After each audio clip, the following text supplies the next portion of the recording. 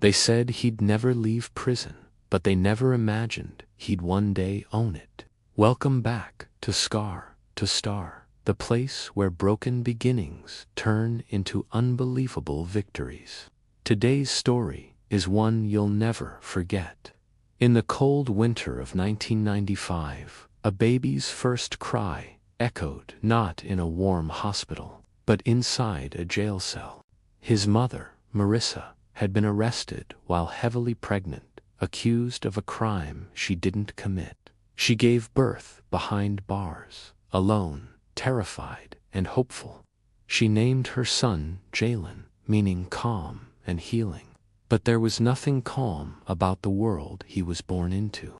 Jalen spent the first 2 years of his life inside that prison, sleeping beside iron bars, hearing screams at night, and watching guards instead of cartoons.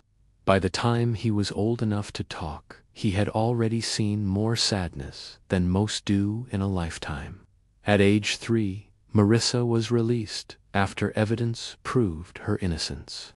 But life wasn't kind to her outside either. She struggled with trauma, poverty, and depression. One rainy evening, she left Jalen at the doorstep of a church with a handwritten note. "Please give him a better life than I ever could." That was the last time Jalen saw his mother. A kind pastor named Elder Ray took him in.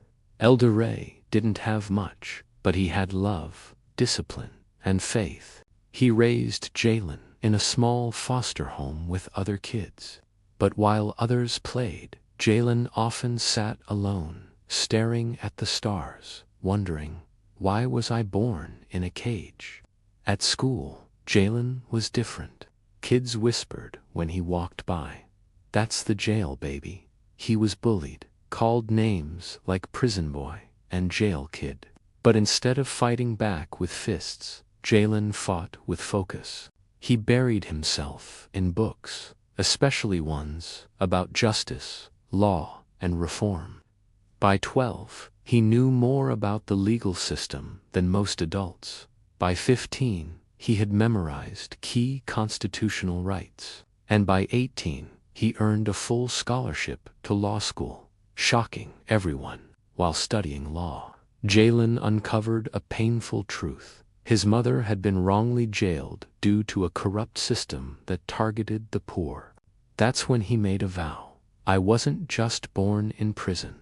I was born with a purpose to change the place that broke my family." He began volunteering with prison reform groups, helping inmates understand their rights, writing letters for those without lawyers, and speaking at events. One day, during a prison visit, a guard who once worked when he was born looked at him and whispered, "You were that baby, and now you wear a suit. God bless you, son."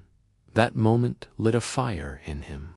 After passing the bar exam, Jalen became a public defender, fighting for those the world had forgotten. But he didn't stop there. With the help of donors, former inmates, and activists, Jalen launched a nonprofit that worked toward reforming outdated prison policies, focusing on education, mental health, and rehabilitation. His unique background gave him insight no textbook ever could. Then came the twist no one expected. A rundown private prison facility went up for sale, a place known for its poor conditions and lawsuits. Jalen saw it and said, "I'm not buying a prison, I'm buying a second chance for thousands." He gathered investors, rebranded the facility, and turned it into something the world had rarely seen, a rehabilitation-first correctional center. He changed everything. Books instead of bars, mentorship instead of punishment, healing instead of hate. And yes, it was the same prison he was born in. On the center's first day, reporters asked him, "How does it feel to own the place where you were born?" Jalen smiled and replied, "I wasn't born in a prison. I was born in a place waiting for change. Today, that change begins." He walked through the halls, not as a prisoner, not even as a lawyer, but as the man who proved that no beginning is too broken for a new ending. This is not just a story about a boy born in a jail.